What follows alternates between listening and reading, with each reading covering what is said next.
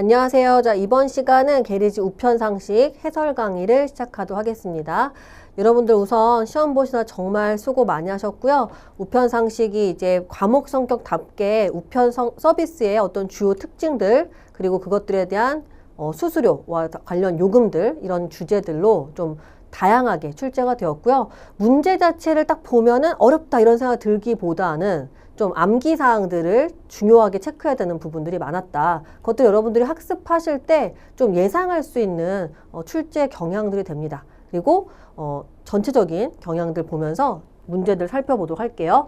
여기 보시면 국내 우편에서 13문제, 그러니까 우편 물류까지 합쳐서 13문제라고 보여지고요.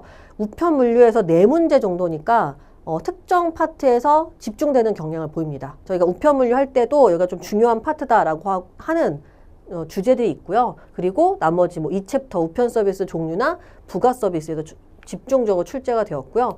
그리고 국제 우편에서 7문제입니다. 여기도 마찬가지예요. 국제 우편 총설에서 3문제, 그리고 부가 서비스에서 이제 2문제 이런 식으로 나왔기 때문에 중요 주제 챕터들을 일단 우선 학습하는 게 맞다라는 거고, 법령은 이제 올해 또 출제가 되지 않았어요. 작년에도 출제가 되지 않았고, 그 전에는 뭐 한두 문제씩 좀 출제됐던 경향들이 있습니다.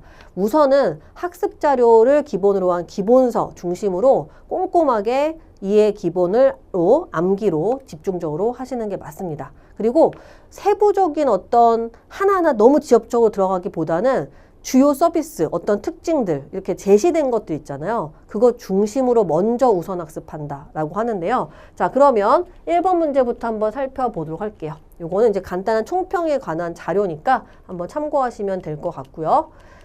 자, 앞서 설명드린 내용입니다. 자, 1번에 보시면 자, 이런 문제들은 사실은 문제 자체만 보면 어렵다는 생각은 안 들어요. 근데 굉장히 세부적 출제한 거긴 해요. 우편물을 기계 구분 우편물과 수구분 우편물로 분류할 때, 이것도 우편 물류 파트에서 우리가 기계 구분이 불가한 것들을 쫙 제시하고 있어요. 거기서 이 용어 자체를 바로 들어간 게 아니라 1번이 왜 맞냐면 우편 번호 앞쪽에, 그러니까 이거 답이다. 즉 기계 구분할 수 없다라는 거거든요. 우편물 앞쪽에 우라고 표시한 경우, 그러니까 이런 다른 문자를 표시할 수 없다라고 돼 있어요. 그래서 첫 번째 보시면 주소와 우편번호 주위에 다른 문자가 표시된 우편물은 기계 구분 불가능 우편물에 해당해요. 그래서 불가한 거예요. 나머지 보시면 뭐 적정한 위치에 선명하게 인쇄되었다. 봉투에 비치지 않는다. 글씨가 봉함된 상태다. 봉투 색상 흰색. 표면이 울퉁불퉁하지 않고 균일해야 돼요. 그러니까 이런 것들은 뭐가 가능하다는 거예요? 기계 구분이 가능한 우편물이 되는 거죠. 1번이 정답. 그리고 기계 구분 불가한 우편물에 포함이 되고요. 자, 2번도 우편 물류 파트예요. 여기도 마찬가지예요. 우편 물류에서 이렇게만 보면 내용이 복잡해 보이지 않지만 그래서 좀 세부적인 암기가 반복이 되어야 된다고 하는 게 운송용기의 개봉 작업에 대한 순서가 나와 있습니다. 1번에 보시면 인수인계가 끝난 우편물은 지금 등기우편 2길 특급 순위라 되어 있잖아요. 뭐가 먼저가 돼야 돼요? 얘는 2길 특급이 먼저입니다. 그러니까 두 개가 바뀐 거예요. 2길 특급, 그 다음에 등기우편 순으로 개봉하여 처리해야 된다가 돼야 되는 거죠. 그래서 1번이 틀린 선지. 나머지 뭐 우리 부가치구 우편물 할 때 참고해야 된다. 그리고 이런 것들 이상 없는지 체크해야 된다. 그리고 4번에 보시면 개봉이 끝난 운송용기 관리 지침 따른다. 뒤집어서 우편물 없는지 확인한다. 일반적인 절차고요. 여기서는 사실 저희가 부가치구 우편물에 대한 걸 좀 더 중요하게 보죠. 1번은 바로 첫 번째 나오는 내용입니다. 순서가 바뀌어 있어요. 그래서 X. 자, 3번 가볼게요. 3번도 우편물류 파트예요. 그러니까 지금 보시면 앞에 1번, 2번, 3번이 처음부터 비책형에서는 우편물류에 집중이 되거든요. 저희가 등기치급 우편물의 정당 수령인 이런 건 뭐 늘 중요한 개념 중에 하나죠. 사실 1번 같은 것들은 되게 여러 가지 불가한 우편물에서 상세하게 냈어요. 그러니까 문제가 어렵다라기보다는 많은 예 중에 하나를 응용했다라고 보여지고요. 3번에 보시면 등기 취급에 들어가는 거예요. 정당 수령인을 모두 고른 것은. 여기도 마찬가지예요. 내용 자체가 복잡하다기보다는 모두 고른 것이 나오면은 뭔가 또 이게 두 개는 골랐는데 하나는 잘 모르겠고 이러실 수 있잖아요. 자, 기억해 보시면 자, 우편물 표면에 기재된 주소지에 만난 동거인 가능합니다. 이 동거인이랑 바로 디귿에 나오는 사람이 같이 가능하죠. 원래 저희가 그 학습 자료 기준으로 표시되어 있을 때는 디귿이 함께 나와 있어요. 우편물의 표면에 기재된 주소지 회사에서 만난 같은 직장 근무자. 그러니까 동거인 또 누구도 포함한다. 같은 직장 포함이다. 같은 직장 근무자도 포함된다가 되는 거죠. 그 다음에 지금 니은에 보시면 대리수령인으로 지정되어 우편 관서에 등록된 사람도 가능합니다. 여기 정리된 걸 다시 한번 살펴보시면 수친이나 동거인, 같은 직장 근무자 포함되고 같은 건축물, 같은 군의 관리사무소, 접수처의 관리인, 또 여기 정리하신 거 대리수령인으로 지정된, 등록된 사람 가능합니다. 리얼이 함정이에요. 뭔가 비슷한 거 보셨을 거예요. 여기까지 맞아요. 수취인과 같은 집배구에 있고 근데 누구의 배달 동의를 받아야 된다? 받는 사람 동의를 받아야 돼요. 그러니까 발송인이 아니라 수취인의 배달 동의를 받은 무인 우편물 보관함. 이렇게 돼야 됩니다. 그래서 리을이 X예요. 기억니은 디귿인데 요런 함정이 있었던 거예요. 이런 식의 함정들은 우편 상시에서 많이 쓴 함정이죠. 뭐 수취인, 발송인. 뒤쪽에도 또 다 나옵니다. 자, 3번까지 일단 국내 우편이다가 4번에 가면 국제 우편이 나와요. 자, 여기도 마찬가지로 우리 그 국제 우편물 취급 우체국에서 정리하실 때 뭐 교환국, 통상국, 통관국 이런 걸 구분하는 게 중요한 내용 중에 하나죠. 자, 일단은 요거 한번 살펴볼게요. 자, 이 조건을 모두 충족하는 지금 국제 우편물 취급 우체국입니다. 기억은 뭐예요?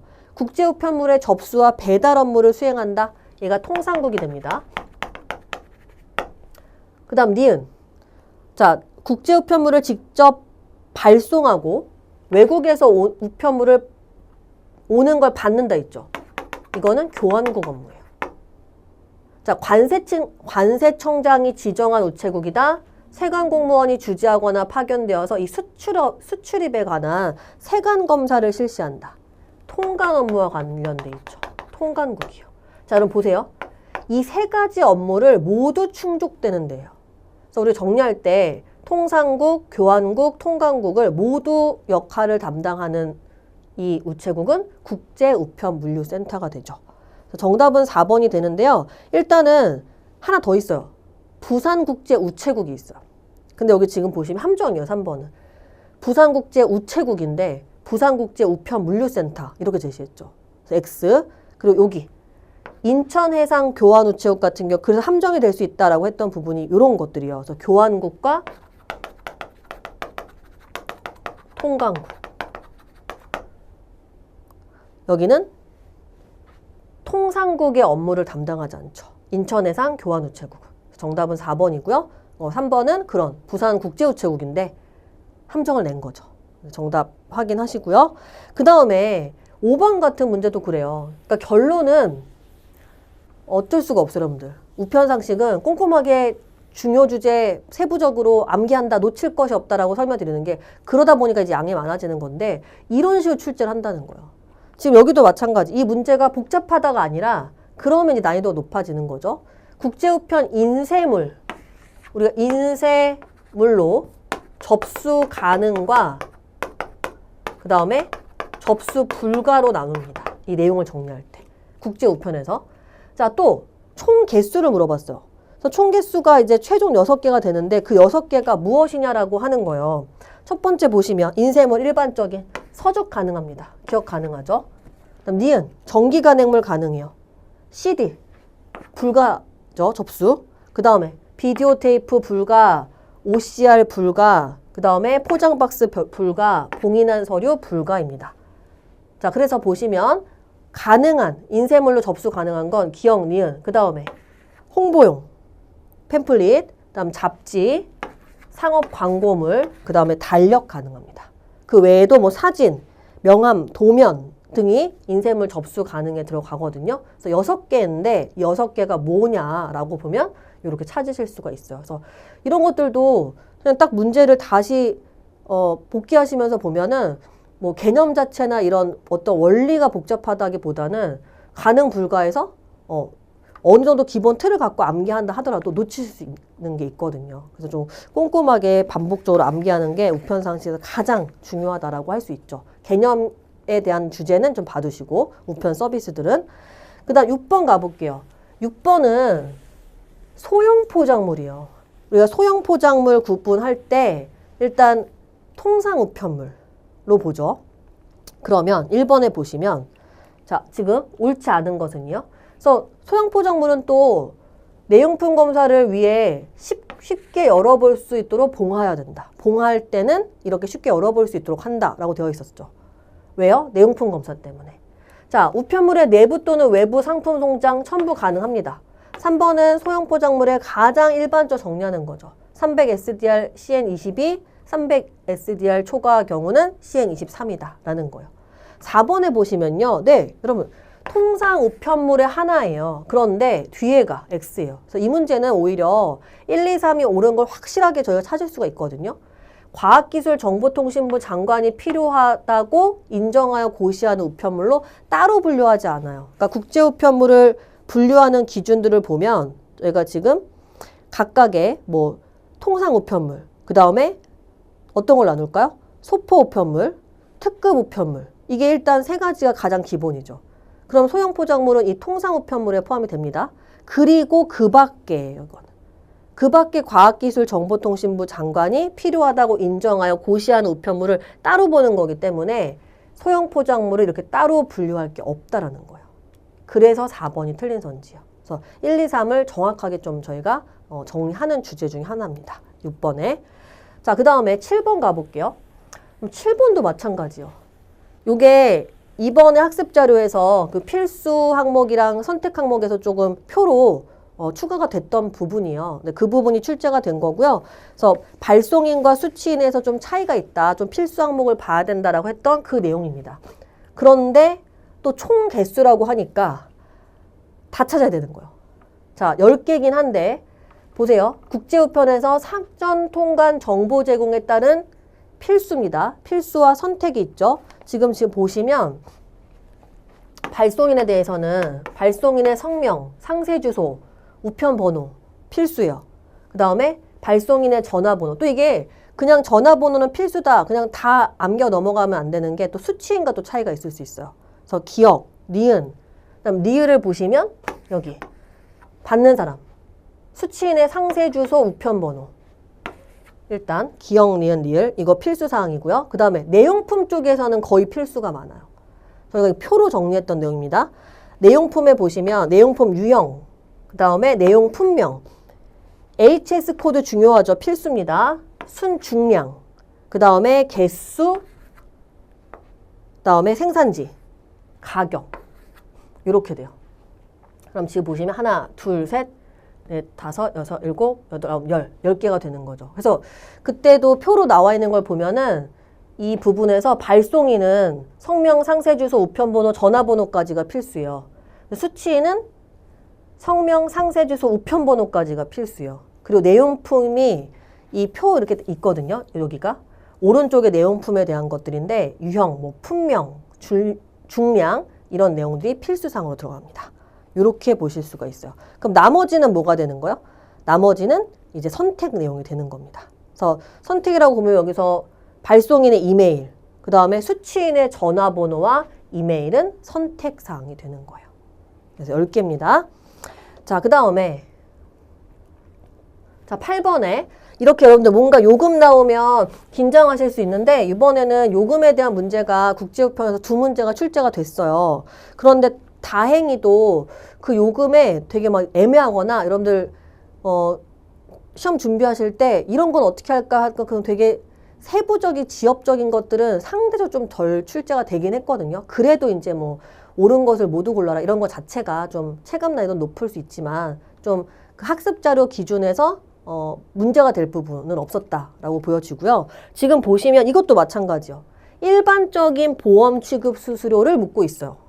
비교적 복잡하게 나온 것 같지만 저희가 EMS 보험이에요. 그래서 EMS 보험은 최초 11만 4,300원까지 얼마? 2,800원이죠? 2,800원에 추가 얼마? 550원입니다. 이거는 항상 기본적으로 암기하셔야 되는 내용 중에 하나였죠. 최초에 65.34 SDR 또는 11만 4,300원까지는 2,800원. 그 다음에 추가 시 11만 4천 그 금액만큼 있죠. 그 추가마다 얼마? 550원씩 추가된다라는 거예요. 그럼 3번이죠. 자, 그 다음에 보시면 9번 가볼게요. 자, 9번은 사실 이것도 내용 자체에선 벗어나진 않았지만 저희가 표가 되게 많아요. 이 손해배상 국제 우편이.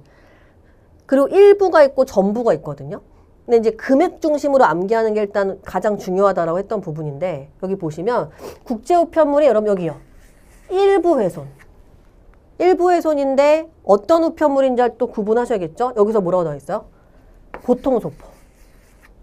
자, 전부 훼손이 아니기 때문에 일단 우편요금은 대상이 아닙니다. 여기 뭐 우편요금 관련한 거 없죠? 그 다음에 저희가 볼 거는 10kg이다 라고 돼 있어요. 자, 그럼 정리할 거. 국제우편의 손해배상에서 일부입니다. 일부고 보통소포다. 보통소포는 일단 기본가 얼마? 7만 원.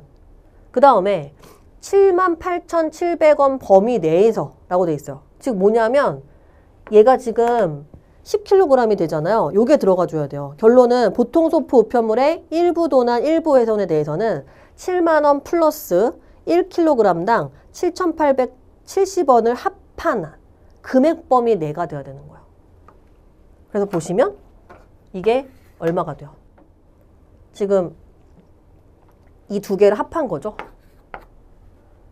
14만 8,700원 범위가 되는 거예요. 얘는 어디서 나온 거예요? 얘는 무게를 곱해준 겁니다. 처음에 아까 설명드렸던 것처럼 1kg당 7,870원이니까 10kg이잖아요. 그래서 얘가 78,700원이 나오고요.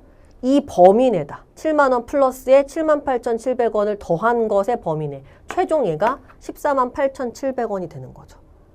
여기서의 실손액을 따진다라는 거예요. 그래서 이 부분도 이렇게 제시된 내용 자체는 간단하지만 표로 보면 이게 각 우편물 종류별로 기본가 얼마 들어가냐, 그 다음 여기에 뭐 우편요금이 들어가냐 아니냐라는 거거든요. 그래서 앞서 설명드린 것처럼 일부 훼손이기 때문에 우편요금은 더할 필요가 없습니다. 자, 그 다음에 10번에 보시면요.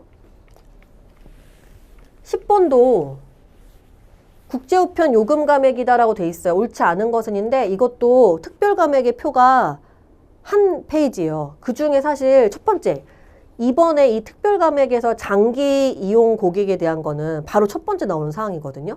그래서 거기 퍼센트들이 1%, 뭐 2% 이렇게 정리가 되어 있는 내용을 출제를 한 겁니다. 그래서 보시면 1번에 국제특급 요금 감액, 계약특급이냐, 수시특급이냐, 일괄특급 구분합니다.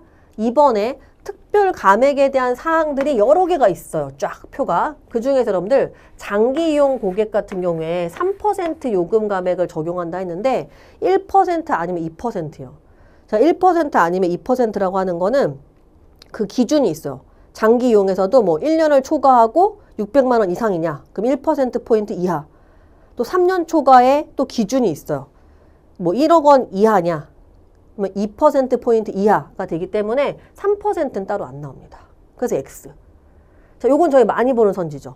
계약국제특급의 18% 이상의 감액률은 우정사업본부장이 승인 후 적용한다. 많이 암기하시는 거고 4번 같은 경우에 발송비용 절감 요금 감액의 대상들이 EMS, 프리미엄, K패키, 소형 포장물, 한중해상 특송 우편물에 대해서 적용을 합니다.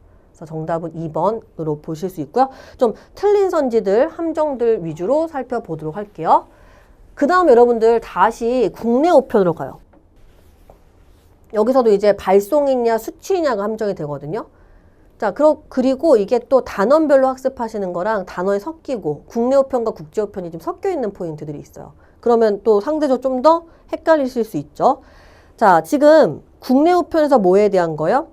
요금 수취인 부담에서 자 1번에 보시면 이용계약이 해지된 건데 중요한 건 여기. 이게 포인트죠, 여러분들. 발송 유효기간 내에 발송된 거예요. 자, 이거는 보낸 발송인에게 반환하지 않고요. 수취인에게. 그러면 결론은 배달을 하는 거죠. 정리하실 거. 계약은 해지됐는데 요금 수취인 부담에 발송 유효기간에 발송된 요금 수취인 부담 우편물은 어떻게 한다? 수취인한테 간다. 그러니까 발송인한테 되돌려 보내는 게 아니다라는 겁니다. 1번이 틀린 선지, 나머지 2, 3, 4는 읽어보시고요. 중요한 내용 중에 계속 반복했던 것들이에요. 그래서 4번 같은 경우에도 가장 처음에 수취인부당 우편물에서 배달 우체국과의 계약인데 계약 등기나 등기 소포는 접수국장과의 계약이다라는 거죠. 이렇게 한번 살펴봤고요. 그리고 또 요번에 좀 세부적 나왔다라고 볼 수 있는 게 작년엔 좀 덜 나왔던 주제인데 보편적으로 많이 나오다가 요게 2개나 나왔어요. 2문제나. 그러니까 통상우편물의 규격이나 이런 외부 표시 사항에 대한 게 나오고 소포에 대한 그런 제한 요건에 대한 거를 둘 다 세부적으로 제시를 했어요. 그래서 그런 나오는 표들 같은 경우에는 늘 중요하다라고 하실 수 있는 거예요. 자, 12번을 한번 보도록 하겠습니다. 자, 12번에 보시면 또 옳은 것이니까 사실 옳지 않은 것의 경우보다 난이도는 높아져요, 여러분들. 그래서 요것도 여러분들 통상우편물의 규격에 대한 요건표가 있고 그 아래 위반 시 규격 외로 한다. 이렇게 정리가 되어 있거든요. 1번은 6자리 우편번호 작성란이 인쇄된 봉투를 이용한 통상우편물은 모두 규격 외로 취급하냐? X죠. 저희가 정리할 때 처음에 뭐라고 하냐면 우편번호 작성란은 5칸으로 구성해야 한다가 맞아요. 그런데 예전 것들 보면 6자리 우편번호 작성란이 인쇄된 것은 우편번호 숫자를 왼쪽 칸부터 하나씩 요것부터 그러니까 비어서 쓰면 안 되고 왼쪽부터 한 칸에 하나씩 차례대로 기입하고 마지막 칸은 공라로 둬야 된다라고 제시를 하거든요. 그러니까 여기서 만약에 뭐 6칸이면 규격 외다 이런 조건은 없어요. 그래서 X. 네, 일단 기본적으로 몇 칸이 기본이요? 5칸이 기본입니다. 이거 기억하시고요. 2번에 보시면 무게가 50이다. 또 막 규격 외만 들어가는 게 아니라 선지를 잘 보셔야 되는 게 자, 2번에 통상우편물의 규격은 무게는 최소 3g, 최대 50g이에요. 그럼 50g은 맞거든요. 최대 50이니까 규격이 여러분. 그런데 누르지 않은 자연 상태에서 지금 두께가 뭐라고 돼 있어요? 10mm라고 돼 있죠. 요것 때문에 얘가 규격 외가 되는 거야. 왜냐면 규격은 5mm. 그래서 2번에 자 무게는 최소 3g, 최대 50g. 그 다음 두께는 최소 0.16mm, 최대 5mm. 그래서 누르지 않은 자연 상태죠. 근데 10mm면 그러면 규격 외가 되는 겁니다. 그래서 2번이 답이에요.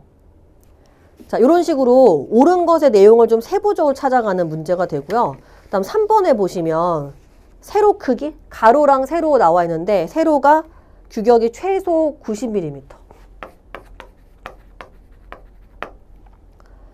최소 90mm, 최대 130입니다. 그러면 지금 보세요. 세로는 최소 90mm, 최대 130인데 이렇게 나오면 얘는 규격이 아니죠. 그래서 X요. 규격 외가 돼야 됩니다. 자, 4번도 조금 헷갈리지 않으셨을까라고 싶은데 왜냐하면 색깔 때문에 규격 외 아닐까 하시는데 아니에요. 이건 권장 요건에 들어가 있어요. 이 색깔은. 4번에 봉투 재질, 종이, 모양은 직사각형. 규격입니다. 그런데 여기 뒤에 보시면 색상에 있어서 70% 이상의 반사율을 가진 흰색이나 밝은 색을 요하는 것은요. 이거는 색상에 대한 거는 권장 요건에 해당해요. 일단 요 앞에 규격 요건 갖췄죠. 그래서 색깔이 검은색이면 규격 외다 X가 되는 거죠. 그래서 앞서서 설명 계속 반복하는 내용 중에 하나지만 용어나 개념 자체가 까다롭고 복잡하다가 아니라 실제 그 표나 이런 정리된 것을 굉장히 꼼꼼하게 암기를 했냐를 판단하는 문제들이 많습니다. 그리고 여러분 여기 정리하실 때 규격이 있고 권장 요건 따로 있잖아요. 그 부분의 함정을 출제를 한 거예요. 그래서 정답은 2번이고 실제 요 두께에 대한 거는 많이 암기하시는 사항이기 때문에 2번에서 먼저 좀 바로 찾으시는 게 필요해요. 자, 그 다음 13번이요. 다시 국내 우편에서 여기서도 이제 그 세부적인 우체국장에 대한 함정을 냈거든요. 민원우편이라는 게 있었어요. 자, 옳지 않은 것이니까 2번 보겠습니다. 자, 회송용 그러니까 민원우편을 신청하면 발송용으로 보내고 내가 신청한 민원우편을 받아야 될 거 아니에요. 그래서 이 회송용 민원우편물은 보내줄 때 여기 지금 보시면 우체국 취급 담당자라고 되어 있습니다. 자, 중요하죠. 이거는 저희가 별표 치고 보는 거예요. 우체국 취급 담당자가 아니에요. 민원 우편을 신청한 그 민원 우편 기관의 담당자가 돼야 돼요. 그래서 이번에 보시면 회송용 민원 우편의 봉함은 민원 발급 기관의 취급 담당자. 실제 저희 자료에 우체국 취급 담당자가 아니다라고 따로 써 있어요. 그래서 여기가 X입니다. 나머지는 맞는 내용이에요. 읽어보시고요. 자, 그 다음 14번 가볼게요. 자, 배달기한은 뭐 전통적으로 많이 나오는 출제 주제가 되죠, 여러분들. 기억해 보시면 이길 특급은 D+1 접수한 다음 날까지. 기억 맞고요. 니은 관보 규정에 따른 관보는 배달기한 적용의 예외 대상에 포함이 됩니다. 자, 니은 맞죠? 그래서 우리가 예외로 따로 두고 있는 것이 뭐냐라고 하는 건데 여기서 해당하는 관보, 그 다음에 또는 주 5회 발생하는 발행하는 일간신문 등이 포함이 됩니다. 예외로 보는 거. 그 다음에 디귿 해볼게요. 등기통상이 나와 있고 등기소포가 나와 있어요. 접수한 다음날. 등기소포는 D+1로 접수한 다음날이에요. 등기통상은 D+3이죠, 여러분들. X죠. 그 다음 미을. 교통여건이 등으로 우편물 운송이 특별히 어려운 곳은 네, 관할 집중국장이라고 되어 있네요. 여기서 바로 리을이 보이셨어야 돼요. 여기는 관할 지방우정청장이죠. 네, 뭐 자주 나오는 함정 중에 하나예요. 그래서 정답은 기억과 니은 1번이 되는 거예요. 이것도 리을을 고르거나 뭐 디귿까지 가면 X가 되는 그런 함정들이 있는 문제가 되고요. 그 다음에 15번에 보시면 15번이 앞서서 통상우편물의 그런 요건 규격 보셨잖아요. 여기는 이제 제한에 대한 거를 제시를 하고 제한 요건을 또 하나는 이 4번은 또 여러분들 감액 파트랑 연관시켜 출제를 했어요. 여기는 제한 요건. 자, 옳은 것 갑니다. 1번에 보시면 가로 세로 두께 합하여 지금 35cm 미만인 소형 포장물 X. 소형 포장물은 소포에 포함되지 않죠. 자, 국내 우편에서 소형 포장물 뭐에 포함돼요? 통상 우편물이에요. 통상 우편물의 제한 요건에 들어갑니다. 그러니까 1번은 틀린 이유가 뭐가 아니다? 소포에 포함되지 않는다 라고 볼 수 있는 거죠. 이건 지금 소형 포장 우편물의 최대 용적이에요. 가로 세로 높이 합하여 35cm 미만. 자, 그 다음에 요거 표로 나오는 거. 일반 소포는 우편 납부로 가능하냐 했는데 우리 우표를 붙여서 보내는 거 가능해요. 첩부와 납부가 다르죠. 그래서 요거 이제 두 가지 표의 차이인데 등기 소포는 납부와 첩부가 가능합니다. 근데 일반 소포 같은 경우에는 우표 첩부는 가능해요. 첩부는 가능한데 납부는 불가해요. 중요한 내용이었죠. 뒤에 내용은 맞습니다. 반송 시 수수료 징수하지 않는다. 여기 고치셔야 되고, 그다음 3번에 보시면 소포예요. 최소죠. 가로 세로 높이 세 변 합하여 35cm. 가로는 17cm 이상이 돼야 돼요. 가로, 세로. 자, 그 다음에 뒤에 보시면 하나 더 가겠습니다. 먼저 원통형은 직경에 지름의 2배와 길이를 합하여 23cm라고 했는데 35cm예요. 그러니까 최소 용적에서 봤을 때. 그러면 이미 여기서 길이, 세로, 너비, 뭐 가로 했을 때 둘 다 X가 돼야죠. 일단 정리하시면 가로는 17cm 이상, 세로는 12cm 이상입니다. X. 근데 앞서 설명드렸던 것처럼 여기까지는 소포 우편물에서 정리하는 이 챕터의 그 제한 요건에 대한 범위를 냈고요. 뒤에 가서는 뒷부분에 감액의 표가 있거든요. 그래서 표할 때 예전에 한번 출제된 적이 있다라 설명드렸었는데 그래도 여기는 좀 표에서 가장 첫 번째 걸 냈어요. 고객이 등기 소포 1개라는 예시를 낸 거예요, 여러분들. 1개를 접수 정보를 사전에 제공하고 이래야 가능하죠.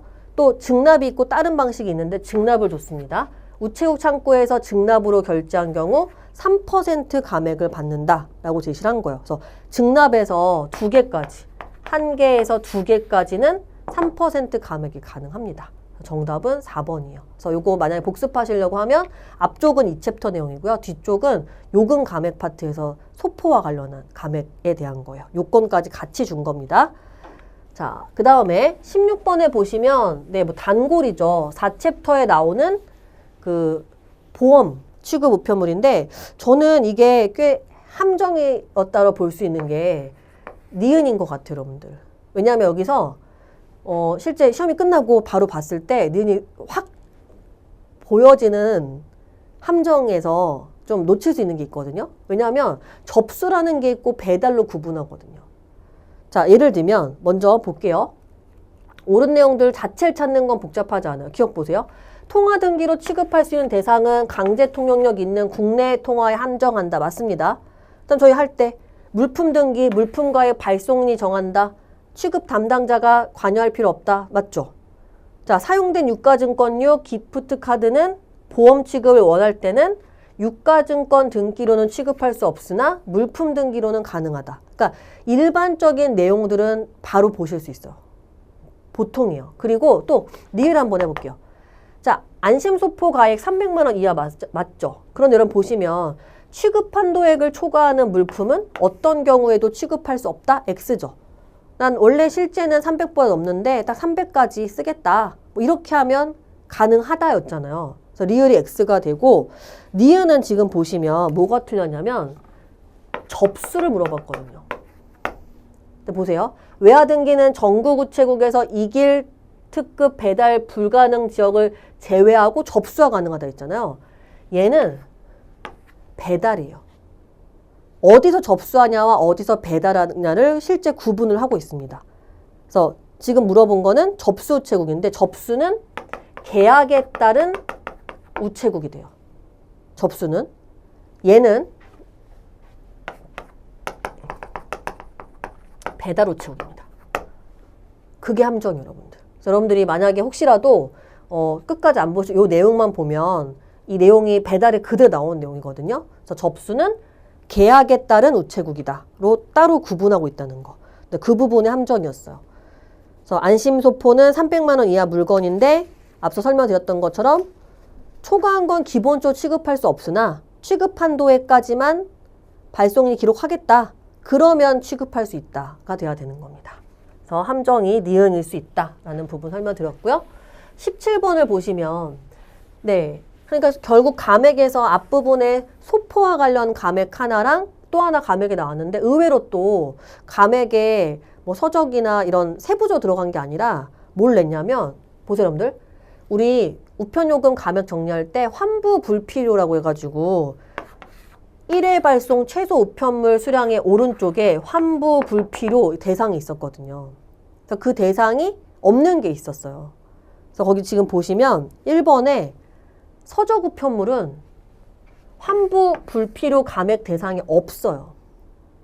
네, 그래서 오히려 사실은 2번, 3번, 4번이 옳은 내용을 보셨다면 정확하게 본 거지만 여러 우편물 감액 대상에서 봤을 때 저희가 정리할 때 애초에 서적 우편물은 환부 불필요 감액의 최소 발송 이 우편물 수량에 내용 자체가 없었어요.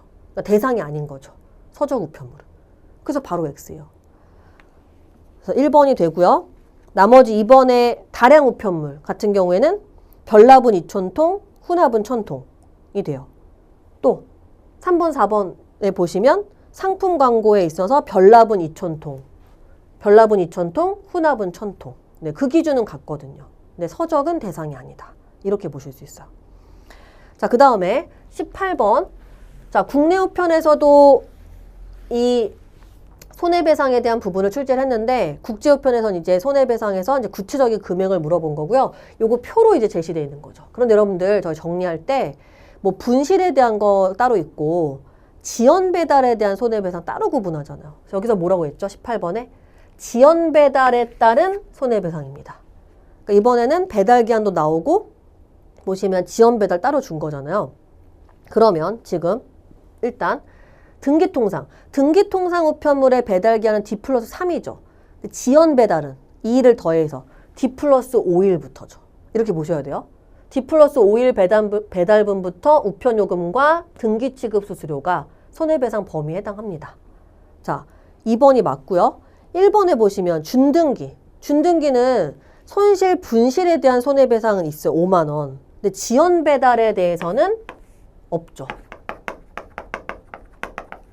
이렇게 돼야 돼요. 자, 정리합니다. 등기 소포는 원래 배달 기한이 D+1이에요. 그래서 지연 배달은 D+3일 맞아요. 근데 뭐가 빠졌죠? D+3일 배달분부터 우편 요금 및 이게 들어가야 돼요. 그 다음 4번에 보시면 이길 특급은 배달 기한 D+1이에요. 그러면 D+1은 배달 기한이었죠, 여러분들. 지연 배달은 D+3일부터입니다. 뒤에는 맞아. 그래서 뭐 문제에서 세부적으로 들어갔다기보다는 그 표에서 포인트가 되는 것 중심으로 출제를 한 문제입니다. 2번이고요. 자, 그 다음에 19번에 보시면 이것도 계약 등기에서 되게 여러 가지 부가 취급 서비스가 있는데 여기서 2번에 보시면 그 착불 배달의 부가 서비스에서 맞춤형과 일반형의 차이가 있었거든요. 그 부분의 함정을 딱 제시를 한 거예요. 나머지 우편 주소 정보 제공에 대한 내용, 회신 우편 취급 대상, 반송 수수료 사전 납부 우편물 관련해서 맞는 내용이에요. 이거는 일단 지금은 분석에서 옳지 않은 거 중심으로 보는데 착불 배달의 맞춤형이잖아요. 이게 포인트예요. 이 경우는 착불 요금을 제외한 우편 요금을 징수해요. 이게 포함되지 않는다. 그래서 이 내용에서 그게 중요한 거였어요. 왜냐면 일반형과 차이가 있다는 거거든요. 그래서 보시면 착불 배달은 발송인에게서 착불 요금을 제외한 우편 요금과 반송 수수료를 징수하는 거예요. 등기 취급 수수료 포함 맞습니다. 그런데 여기서 지금 정리한 건 뭐라고요? 맞춤형이에요. 맞춤형. 맞춤형은 뭐를 제외한? 착불 요금을 제외한 우편 요금까지예요. 여기 만. 그러니까 반송 수수료가 포함되지 않습니다. 그래서 실제 이 계약 등기에서 그 부가 서비스 중에서 이 내용이 중요하게 있는 부분 중에 하나였죠. 자, 그 다음에 20번을 보면 그냥 순서를 냈어요, 여러분들. 우리 우편물류 파트에서 뭐 적재에 대한 순서냐, 운송의 순서냐 여러 가지 있었단 말이에요. 지금 보시면 운송용기, 운반차에 실을 거예요. 그래서 어떻게 한다? 밖에 있는 게 빨리 배달돼야 되는 거다라는 설명을 드렸었는데 지금 보시면 운송용기에 적재할 여러 종류의 순서에 맞게 나열된 것을. 그러니까 먼저 들어가는 거는 잘 보세요, 여러분들. 먼저 들어가는 건 안쪽으로 들어가는 거죠. 이게 포인트였죠. 그래서 등기 소포 들어가고, 다시요. 일반 소포 먼저 들어가고, 그 다음에 등기 소포. 일반이 더 안쪽으로 가는 겁니다. 그 다음에 일반 통상, 그 다음에 등기 통상, 그 다음에 중개. 중개 우편물은 뭐였어요? 뭐 교환과 관련돼서 얘가 마지막에 실린다는 얘기는 가장 앞부분에 있는 거야. 앞부분이란 얘기는 차로 본다면 제일 이제 문을 열었을 때 그 앞부분에 있는 거야. 먼저 들어가는 게 안쪽으로 들어가는 거였습니다. 네, 정답은 2번이 되는데요. 이건 이제 일반적인 그 운송용기의 적재 순서에 대한 출제를 한 부분입니다. 자, 20번까지 해서 좀 중요 선지들, 그러니까 틀리게 나온 선지들 좀 살펴보고 고치는 것까지 한번 분석을 해봤고요. 여러분 시험 준비하시고 시험 보시나 정말 수고 많이 하셨고요. 우편상식 좀 문제에서 생소한 개념보다는 앞으로 학습을 하신다라고 하는 경우는 학습자료 기준의 95% 이상 학습을 하는 것이 맞습니다. 그리고 큰 주제들이 있죠. 서비스의 특징들 중심으로 우선 암기하시는 것이 가장 필요합니다.